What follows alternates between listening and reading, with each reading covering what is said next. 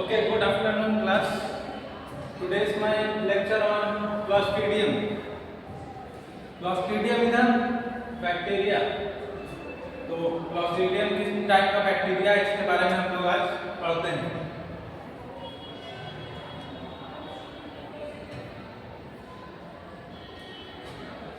इसमें हम लोग क्या क्या देखेंगे? इंट्रोडक्शन देखेंगे, हिस्ट्री देखेंगे, classification of common pathogenic bacteria, Clostridium botulinum के बारे में पढ़ेंगे, क्लॉस्ट्रिडियम पिटेनाई के बारे में पढ़ेंगे, क्लॉस्ट्रिडियम परफिंजेंस के बारे में पढ़ेंगे. ठीक, उसके बाद कंक्लूजन देखते हैं. सबसे पहले introduction. The genus Clostridium consist, जो क्लॉस्ट्रिडियम का जो जीनस है इसमें क्या चीजें, क्या किस तरह की चीजें, स्पेसिफिकेशन क्या है. क्लॉस्ट्रिडियम जीनस में क्या स्पेसिफिकेशन है. पहली चीज है gram positive bacteria. Clostridium is a gram positive bacteria. और सेकेंड चीज थिंग्स एनारोबिक है. और एनारोबिक मतलब विदाउट ऑक्सीजन ये अपनी ग्रोथ कर सकता है अच्छे से. स्पोर बियरिंग है. इसमें आपको स्पोर भी देखने को मिलेगा. क्लॉस्ट्रिडियम में स्पोर, ये स्पोर प्रोड्यूस करता है. ठीक है. स्ट्रेट और स्लाइटली कर्व रॉड्स. तो आप देख रहे हैं जैसे कि रॉड से स्ट्रेट भी होती है और थोड़ा स्लाइटली कर्व रॉड होती है, हल्की सी मुड़ी हुई. ठीक, स्ट्रेट और स्लाइटली कर्व रॉड शेप में होती है इसकी मॉर्फोलॉजी. सेप्रोफाइट से और सब are commensals of the animal and human gut. कुछ तो सेप्रोफाइट है जो डिकेज मैटर पे, एनिमल डेड एनिमल्स पे, डेड और उस पे पाए जाते हैं, डेड एनिमल्स पे. और किसी भी तरह की डिकेज कोई चीज कंपोज हो रहा है, डिकम्पोज हो रही है, उसमें पाए जाते हैं. ठीक है, सेप्रोफाइट है. और कभी कभी ये ह्यूमन गट और एनिमल गट में ऐसे कमेंसेल्स पाए जाते हैं जिससे कोई किसी भी तरह का इन्फेक्शन कॉज नहीं करते हैं, मतलब हार्मफुल नहीं होते हैं. ठीक है, तो कुछ तो हार्मफुल होते हैं सेप्रोफाइट, कुछ हार्मफुल नहीं होते हैं. ठीक है, कमेंसेल्स फॉर्म में. डिसीज कॉज करने वाले डिसीज किस तरह के कॉज करते हैं क्लॉस्ट्रिडियम? गैस गैंग्रीन और टिटेनस और बोटुलिज्म. ये तीन तरह के डिसीज कॉज करते हैं हमारे क्लॉस्ट्रिडियम क्लास के bacteria. Morphological and biochemical classification of Clostridium. इसका मॉर्फोलॉजिकल और बायोकेमिकल क्लासिफिकेशन देख लेते हैं क्लॉस्ट्रिडियम का. पोजीशन स्पोर फॉर्मिंग में सेंट्रल और सब टर्मिनल. तो ये जो इनकी मॉर्फोलॉजी कैसे, सेंट्रल और सब टर्मिनल, या तो इसमें स्पोर सेंट्रल बीच की पार्ट में होते हैं, सेंट्रल पार्ट में, या सब टर्मिनल से थोड़ा सा पहले. और ओवल एंड टर्मिनल. ओवल भी होते हैं, टर्मिनल भी होते हैं, और स्फेरिकल एंड टर्मिनल भी होते हैं. ठीक, सेंटर में भी होते हैं और टर्मिनल में भी होते हैं, एंड पे भी. इसके स्पोर बोथ प्रोटियोलिटिक एंड सैक्रोलिटिक. ठीक, तो प्रोटियोलिटिक और सैक्रोलिटिक मतलब प्रोटीन को ब्रेक डाउन करने वाले हैं और ग्लूकोज को, सैकेराइड को, पॉलीसैकेराइड को ब्रेक डाउन करने वाले हैं. तो प्रोटियोलिटिक और सैक्रोलिटिक में क्लासिफिकेशन फर्दर है. प्रोटियोलिटिक में हमारे क्लॉस्ट्रिडियम बाइफरमेंटेंस आते हैं, क्लॉस्ट्रिडियम बोटुलिनम आते हैं, क्लॉस्ट्रिडियम हिस्टोलिटिकम आते हैं, क्लॉस्ट्रिडियम सॉर्डेली आते हैं, क्लॉस्ट्रिडियम स्पोर्जेंस आते हैं. ठीक, ये इतने हैं प्रोटियोलिटिक टाइप के बैक्टीरिया क्लॉस्ट्रिडियम के. और सैक्रोलिटिक में कौन से हैं? क्लॉस्ट्रिडियम परफिंजेंस, क्लॉस्ट्रिडियम सेप्टिकम, क्लॉस्ट्रिडियम चिवोई और क्लॉस्ट्रिडियम नोवियाई और क्लॉस्ट्रिडियम डेफिसाइली. ठीक है, और स्लाइटली प्रोटियोलिटिक और सैक्रोलिटिक, और नाइदर प्रोटियोलिटिक नॉर सैक्रोलिटिक. थोड़ा सा प्रोटियोलिटिक और साइटोलिटिक भी होते हैं। कौन से? क्लास्ट्रीडियम फाइलेक्स, क्लास्ट्रीडियम बोटुलिनम, क्लास्ट्रीडियम टर्शियम और क्लास्ट्रीडियम टेटेनाई। ठीक है, ये इसका क्लासिफिकेशन है बायोकेमिकल और मॉर्फोलॉजिकल बेस पे। सम कॉमन पैथोजेनिक बैक्टीरिया, तो ये तीन मोस्ट कॉमन बैक्टीरिया हैं जो क्लॉस्ट्रीडियम की फैमिलीज हैं। Clostridium perfringens, Clostridium botulinum, Clostridium tetani. Clostridium tetani जैसे आप लोग टिटनेस का इन्फेक्शन जानते हैं, ठीक है, टिटनेस का बैक्टीरिया जो होता है वही है क्लॉस्ट्रीडियम टेटेनाई कॉज करता है। They are date as following reproduction, morphology, classification, cultural. तो इन जो माइक्रोब्स हैं क्लॉस्ट्रीडियम की क्लासिफिकेशन है, इन तीनों के बारे में हम लोग इंट्रोडक्शन, मॉर्फोलॉजी और classification, cultural characteristic, resistance, toxin, pathogenicity, treatment और प्रिवेंशन, ये हम लोग देखते हैं। First is Clostridium perfringens. Clostridium perfringens क्या है हमारा? Formerly known as Clostridium welchii. तो क्लॉस्ट्रीडियम परफिंजेंस का पुराना नाम पहले से क्लॉस्ट्रीडियम वेल्चाई बोला जाता है, यह फॉर्मरली नहीं। ठीक, ग्राम पॉजिटिव टाइप का बैक्टीरिया है, एनारोबिक है, ठीक, विदाउट ऑक्सीजन अपना ग्रोथ करता है और स्पोर फॉर्मिंग बैक्टीरिया है, स्पोर फॉर्म करता है ये bacteria. Present in decaying vegetation, सड़ी गली सब्जियों पे, ठीक है, उसमें पाया जाता है डिकेइंग वेजिटेशन। मैरीन सेडिमेंट, समुद्र तल में पाया जाता है, ठीक, Clostridium welchii. Intestinal tract, human and vertebrates and soils, मिट्टी में भी पाया जाता है क्लॉस्ट्रीडियम परफिंजेंस। और वर्टिब्रेट्स जितने हैं, एनिमल्स एंड ह्यूमन, इनमें भी पाया जाता है, इनके गट में। मॉर्फोलॉजी देखेंगे तो लार्ज और रॉड शेप में, लार्ज रॉड शेप में अबाउट 4 to 6 म्यून, 4 to 6 म्यून इनका साइज है। कैप्सुलेटेड होता है, इस साइड में कैप्सूल पाया जाता है। नॉन मोटाइल होते हैं, खुद मूव नहीं कर सकते, नॉन मोटाइल होते हैं। फिलामेंटस होते हैं, फिलामेंट भी पाया जाता है इसमें। स्पोर्स आर सेंट्रल एंड सब टर्मिनल, तो स्पोर सेंट्रल में भी हो सकता है और सब टर्मिनल भी हो सकता है स्पोर सिस्टम, ठीक।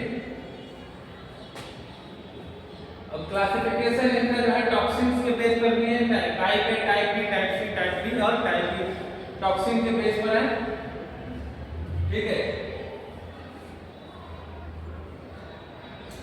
और कल्चरल कैरेक्टरिस्टिक में देखेंगे तो it is an anaerobe but can also grow under micro aerophilic condition. तो ऐसे तो ये anaerobe bacteria without oxygen grow करता है, लेकिन कहीं कहीं माइक्रो एरोफिलिक कंडीशन जहां पर थोड़ी सी ऑक्सीजन की मात्रा होती है वहां पर भी ग्रो करता है। पीएच रेंज 5.5 to 8 पीएच में इसका कल्चर होता है और टेम्परेचर 20 डिग्री सेंटीग्रेड से 50 डिग्री सेंटीग्रेड के बीच में इसका देखा गया है ग्रोथ। मीडिया कौन सा यूज होता है? Culture media Robertson cook medium और ब्लड एगार यूज होता है। Resistance spore destroyed 5 minute, strain तो स्पोर्स जो है 5 मिनट में डिस्ट्रॉय हो जाता है। Strain type A and type C resist boiling 1 to 2 hour. और टाइप ए और टाइप सी का रेजिस्टेंस कितना है? 1 से 2 घंटे बॉयल करने पे, ठीक। उसके पहले ये सर्वाइव करेगा, और 1 से 2 घंटे अगर बॉयल करेंगे वाटर को या तो उसके बाद ये किल हो जाएगा। टॉक्सिन्स कौन से प्रोड्यूस होते हैं? Clostridium perfringens forming at this 12 distinct toxin, 12 तरह के अलग अलग टॉक्सिन प्रोड्यूस करता है। द मेजर टॉक्सिन्स, ठीक, alpha beta item are responsible for pathogenicity. इस तरह के 12 डिस्टिंक्ट टॉक्सिन हैं। Alpha toxin cause RBC rupture and tissue destruction. जो अल्फा वाला है वो टिश्यू रप्चर कर, आरबीसी रप्चर टिश्यू डिस्ट्रक्शन करता है, टिश्यू को ब्रेक डाउन करता है, आरबीसी को भी ब्रेक डाउन कर देता है, रप्चर करता है। Enterotoxin is heat liable toxin produce in colon food poisoning. तो फूड पॉइजनिंग की कंडीशन में एंटेरोटॉक्सिन प्रोड्यूस होता है बाय क्लॉस्ट्रिडियम परफिन्जेंस। ठीक है, पैथोजेनेसिस क्या है, कैसे डिजीज फैलती है? Clostridium perfringens produce following human infection. कौन कौन से ह्यूमन इन्फेक्शन कॉज करता है? Gas gangrene, food poisoning, necrotising, enteritis. ठीक, एंट्राइटिस का मतलब क्या हो गया? नेक्रोटाइजिंग। एंट्राइटिस का मतलब हमारे एंटेरिक मतलब इंटेस्टाइन में सड़न पैदा करता है, नेक्रोटाइजिंग करता है। इट प्रोड्यूस एंटेरोटॉक्सिन, तो ये एंटेरोटॉक्सिन प्रोड्यूस करता है। Incubation 1 to 7 day after infection. Infection से होने के फर्स्ट डे से 7 डे तक इसका असर देखने को मिलता है। एंटेरोटॉक्सिन क्या है? ये इसका टॉक्सिन है। Stomach acid initiate spore germination. Stomach, इस हमारे स्टोमक में जो एसिड होता है वो क्या इनिशिएट करता है? उसमें किसमें हेल्प करता है? स्पोर जर्मिनेशन में हेल्प करता है। ठीक, when the cell lysis it release mature endospores. जब सेल ब्रेक डाउन होती है तो मैच्योर एंडोस्पोर रिलीज होते हैं स्टमक में। Spore bind to intestinal epithelial cell. उसके बाद स्पोर्स कहां बाइंड होते हैं? एंडोथेलियल सेल, एपिथेलियल सेल में। एपिथेलियल सेल कहां की? इंटेस्टाइनल टिश्यू में, और वहां टिश्यू इंटेस्टाइनल टिश्यू को डैमेज करते हैं। Usually symptoms occur within 6 to 24 hour of injection and can last 24 hour. तो 6 से 24 घंटे में इसका असर दिखने लगता है इन्फेक्शन का। जैसे किसी फूड पॉइजनिंग की कंडीशन है, कुछ खराब खा लिया है, ठीक है, कंटामिनेटेड खा लिया है फूड, तो 6 घंटे से 24 घंटे में असर देखने को मिलता है इसका आफ्टर इंजेक्शन, खाने के बाद।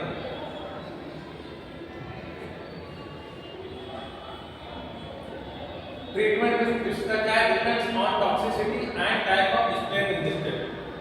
तो डिपेंड ऑन टॉक्सिसिटी के ऊपर डिपेंड होता है इसका ट्रीटमेंट और कौन सा वेरिएंट है, कौन सा स्ट्रेन है बैक्टीरिया का, क्लॉस्ट्रिडियम का कौन सा स्ट्रेन है, A B C D E. ठीक है, for animals not much can be done once spore are ingest. तो एनिमल्स में इसका ट्रीटमेंट नहीं है अगर एक बार स्पोर इंजेस्ट हो गए। फॉर ह्यूमन पेनिसिलिन, ह्यूमन के लिए पेनिसिलिन बनी हुई है, penicillin antibiotic and other antibiotics are used for gas gangrene. कुछ मेडिसिन अदर जो है वो गैस गैंग्रीन में यूज होती है, कुछ पेनिसिलिन है जो उसमें यूज होती है इन्फेक्शन में। पेनिसिलिन और एंटीबायोटिक्स यूज होती है गैस गैंग्रीन और वुंड इन्फेक्शन में। Surgery is used for case in which severe tissue damage occur. जैसे कोई टिश्यू का सीवियर डैमेज है तो उसको वहां पर उसको सर्जरी की नीड होती है।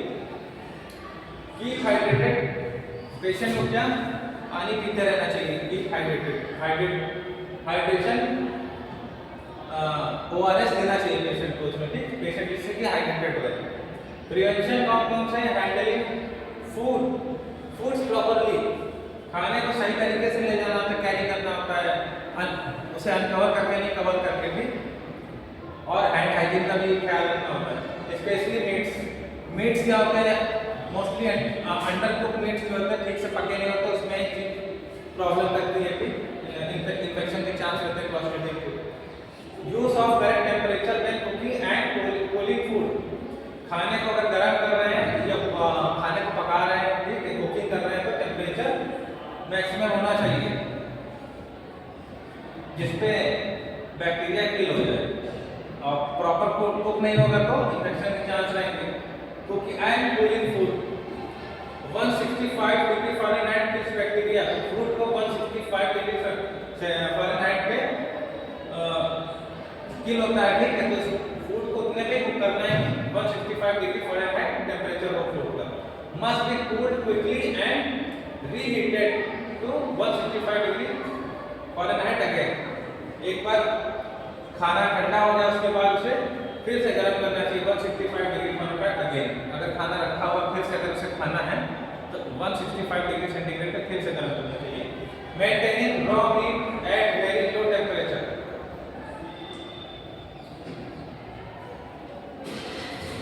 तो इस प्रिवेंशन ये रखना है कि मीट को लो टेम्परेचर पे, वेरी लो टेम्परेचर पे कुक नहीं करना है, कम टेम्परेचर पे कुक नहीं करना है, मोर देन 40 डिग्री सेंटीग्रेड होना चाहिए। क्लॉस्ट्रिडियम बोटुलिनम, ये क्लॉस्ट्रिडियम बोटुलिनम है, ग्राम पॉजिटिव बैक्टीरिया ये भी है, और एनारोबिक बैसिलाई ये भी है। स्पोर फॉर्मिंग, ये भी स्पोर प्रोड्यूस करता है, टॉक्सिन प्रोड्यूस करता है, हीट सेंसिटिव है, मतलब हीट अगर मैक्सिमम हीट में ये किल हो जाता है, तो हीट सेंसिटिव है, हीट इसको किल कर देती है। प्रीफर्स लो एसिड एनवायरनमेंट, तो ज्यादा पीएच लेवल हाईएस्ट होता है तो उसमें ये सर्वाइव करना पसंद करता है, ठीक है। लो पीएच में ये किल हो जाएगा इसको। और एसिड एनवायरनमेंट कैसा होना चाहिए? लो, ठीक है, मतलब ज्यादा एसिडिक ना हो। कॉज बॉटुलिज्म डिजीज, तो क्लॉस्ट्रिडियम बोटुलिनम जिस डिजीज को कॉज करता है उसे बॉटुलिज्म बोलते हैं। मॉर्फोलॉजी समझ लेते हैं, रॉड शेप 5 माइक्रोमीटर से 1 माइक्रोमीटर, 5 माइक्रोमीटर से 1 माइक्रोमीटर होता है। मोटाई है, जिसमें फ्लैजिला और फिब्रिल पाए जाते हैं, तो ये मोटाई है। नॉन कैप्सुलेटेड है, कैप्सूल नहीं पाया जाता है। स्पोर्स सब टर्मिनल, स्पोर जो है टर्मिनल एंड में होंगे, ठीक है, एंड से यहाँ पर स्पोर्स पाए जाएंगे, ठीक, ना ही एंड में होंगे ना ही सेंटर में होंगे, उसे क्या बोलेंगे? सब टर्मिनल। क्लासिफिकेशन 8 टाइप के क्लॉस्ट्रिडियम बोटुलिनम होते हैं on the basis of toxin A B C1 C2 D E F G। Cultural characteristic कौन सी होती है? स्ट्रिक्ट एनारोब्स हैं, optimum temperature for growth 35 degree temperature है सही है ऑप्टिमम ग्रोथ के लिए। सब में grow even 1 to 5 degree centigrade, तो कुछ ऐसे भी हैं जो 1 to 5 डिग्री सेंटीग्रेड पे भी ग्रो हो जाते हैं। Spore produce glucose gelatin media, spores क्या प्रोड्यूस करता है? Glucose gelatin media 20 to 25 degree centigrade. Resistance कैसे इसका है? Spores are heat and radiation resistant, मतलब हीट और रेडिएशन स्पोर्स को किल नहीं कर सकता। Several hours at 100 degree centigrade for up to 10 minute at 120 degree centigrade. 100 degree centigrade for up to 10 minute at 100 degree centigrade पे कई घंटे तक हमें बॉईल करना होगा, या 120 डिग्री सेंटीग्रेड पे 10 मिनट के लिए बॉईल करना होगा, तो ये किल होगा। Spores of non proteolytic type of BEF are much less resistant to heat. तो BEF जो स्पोर्स हैं ये मच लेस रेजिस्टेंट है, मतलब हीट के प्रति कम रेजिस्टेंट है, मतलब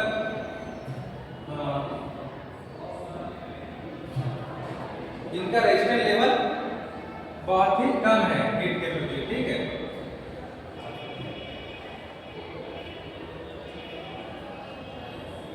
टॉक्सिन्स कौन से प्रोड्यूस है? एक्सोटॉक्सिन। एक्सोटॉक्सिन प्रोड्यूस, इसमें कौन से एक्सोटॉक्सिन प्रोड्यूस होता है? Responsible for pathogenicity, disease cause करने के लिए एक्सोटॉक्सिन प्रोड्यूस होता है। Liberated during growth 7 types of toxin, A से लेकर जितने 7 टाइप्स ऑफ टॉक्सिन प्रोड्यूस होता है। Antigenic, light and habitual, light और हैबिचुअल होते हैं एंटीजन में।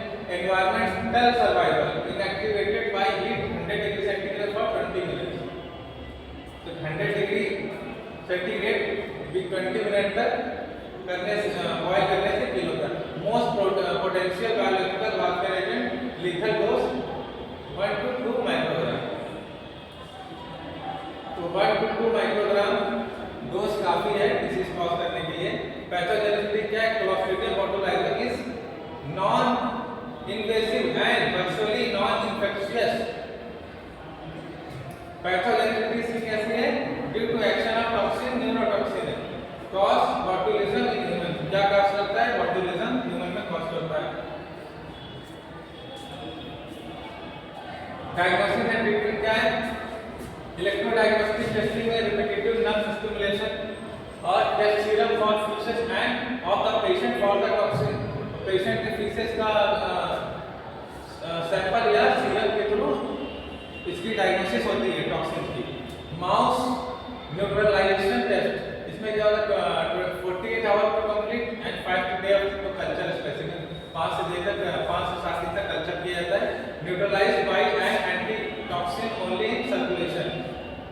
न्यूट्रिशन क्या है? Proper food handling and preparation. खाने को प्रिपरेशन कहते हैं, प्रॉपर फूड हैंडलिंग और प्रिपरेशन। खाना बनाते समय अच्छे से वेल कुक होना चाहिए। 80 डिग्री सेंटीग्रेड फॉर 10 मिनट्स और longer. Manufacturers are use thermal processes designed to destroy spores। तो मैन्युफैक्चरर थर्मल प्रोसेस इस तरह का डिजाइन करते हैं कि बैक्टीरिया किल हो जाए। प्रोसेसेस ऐड सॉल्ट और नाइट्रेट टू रिड्यूस ग्रोथ। तो सॉल्ट और नाइट्रेट्स की मात्रा ऐड करी जाती है जिससे ग्रोथ कम से कम हो। क्लॉस्ट्रिडियम रेटिनाई लास्ट में आता है। क्लॉस्ट्रिडियम रेटिनाई का पॉजिटिव ऑर्गेनिज्म है टिटेनस। क्लॉस्ट्रिडियम रेटिनाई क्या कॉज करता है? टिटेनस। ग्राम पॉजिटिव बैक्टीरिया है, स्ट्रेट है, सिलेंडर शेप में है, रॉड शेप में है, विद राउंडेड हेड। लास्ट में राउंडेड। इसकी पहचान क्लॉस्ट्रिडियम रेटिनाई की इससे पहचान लास्ट में राउंड हेड होगा, इससे पहचान होती है। एंडोस्पोर फॉर्मिंग होते हैं, स्पोर्स फॉर्म करते हैं, ठीक है, ब्लड स्ट्रीम में स्पोर्स रिलीज करते हैं। फर्मेंटेटिव होते हैं, एंडोस्कोपिक फॉर्मिंग, ऑब्लिगेट एनारोब होते हैं और motile by peritrichous flagella. Peritrichous flagella इसके आसपास जो फ्लैजिला निकले होते हैं उससे ये मूवमेंट करता है, मोटाइल करता है। Morphological cylinder rod shape about 14 न्यूएम से 0.5 न्यूएम। तो 14 न्यूएम की लंबाई होती है। Spores terminal spherical in shape. Spore क्या होता है? स्फेरिकल होते हैं और टर्मिनल में पाए जाते हैं, राउंड शेप में, लाइक ड्रम स्टिक। ठीक, ये ड्रम स्टिक की तरह स्पोर्स दिख रहे हैं इसमें, ठीक।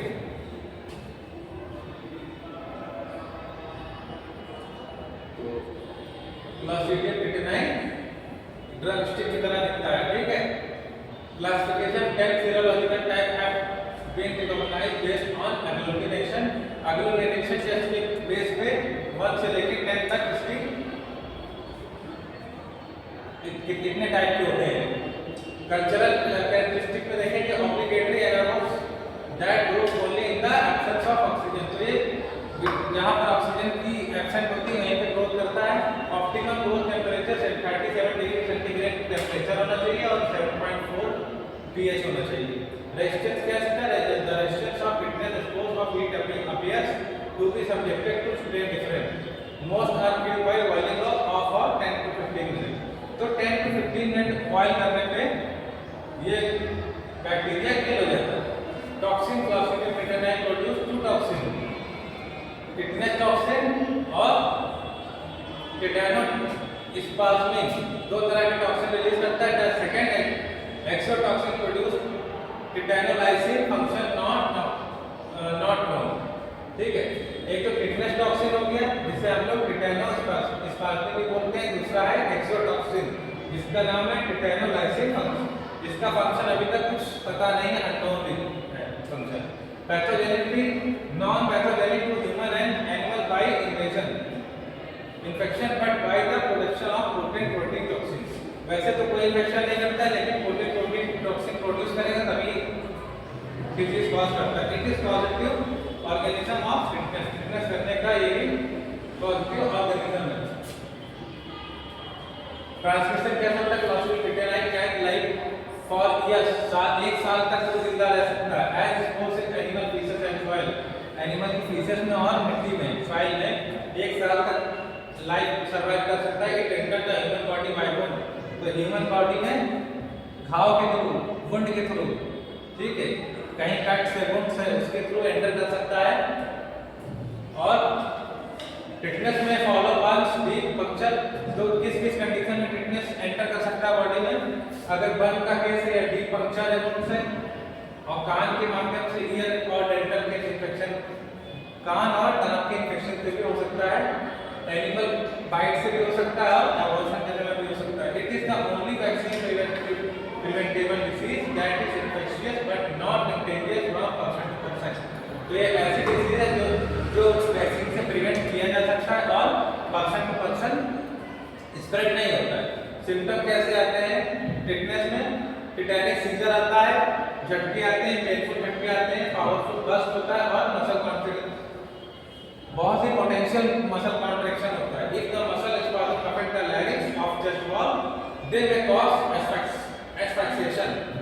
तो अगर चेस्ट वॉल की मसल्स में स्पाज़म होता है या हमारे लैरिंक्स की मसल्स में कॉन्ट्रैक्शन हो जाता है तो क्या कॉज करता है? एस्फाइक्सेशन, सांस लेने में प्रॉब्लम होती है और पेशेंट डेथ हो सकता है।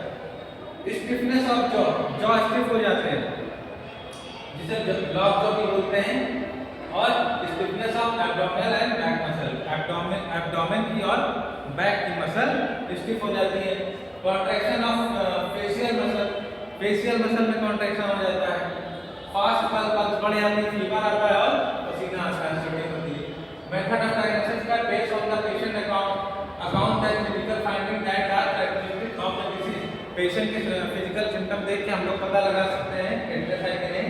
Diagnostic study generally are little value as culture of the wound site are negative for Clostridium tetani to third of the time। ज्यादातर मोस्टली क्या होता है, वुंड का तो कल्चर करेंगे वहां पर ये नहीं मिलेगा, ठीक है। When the culture is positive, it confirms the diagnosis of the tetanus। अगर कल्चर में पॉजिटिव आया तो 100% कंफर्म है। और वैसे हम लोग फिजिकल एग्जामिनेशन और पेशेंट के कैरेक्टरिस्टिक सिम्टम देख के ही पता लगा सकते हैं टेटनस है कि नहीं। Test that may be perform include the following.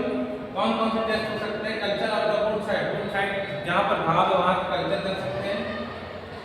Fitness antibody test कर सकते हैं। अदर टेस्ट में भी use rule out meningitis, rabies, और भी टेस्ट कौन से करा सकते हैं? मेनिंजाइटिस का, रेबीज का, सैक्रिनिन पॉइजनिंग का, स्ट्राइचनिन पॉइजनिंग का, और other disease with similar symptom. तो मेनिंजाइटिस और रेबीज में सिम्टम फिटनेस से मिलते जुलते हैं, तो इनकी डिफरेंशियल डायग्नोसिस कर लेनी चाहिए। ट्रीटमेंट का treatment is not sort out early. अगर जल्दी ट्रीटमेंट नहीं किया गया तो डिसीज ऑफ फेटल डिसीज क्या प्राण घातक बन जाती है, लाइफ थ्रेटनिंग बन जाती है। Bacteria are treated with antibiotics such as penicillin. Bacteria penicillin और टेट्रासाइक्लिन से किल हो जाता है और प्रिवेंशन की जरूरत होती है। The toxin is neutralised with shot of tetanus immune globulin. तो टिटनस इम्यूनोग्लोबुलिन और टीआईजी इसी को कहते हैं टिटनस इम्यूनोग्लोबुलिन। ये जो क्या करता है, इसका शॉट देने से मतलब वैक्सीन देने से ये टॉक्सिन को न्यूट्रलाइज कर देता है, जिससे लाइफ सेव हो जाती है। अदर ड्रग्स में भी used to provide sedation, relax the muscle and कुछ मेडिसिन है जो मस्कुलर स्पाज़म को कम करने के लिए दी जाती है और सेडेशन के लिए दी जाती है। Due to the extreme potency of the toxin immunity does not result after the disease. तो इस बैक्टीरिया की पोटेंसी इतनी ज्यादा होती है कि इम्यूनिटी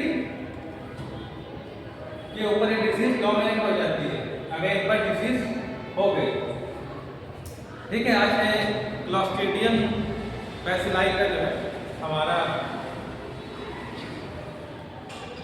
लेक्चर यहीं पे कंप्लीट होता है, ठीक है। Thank you.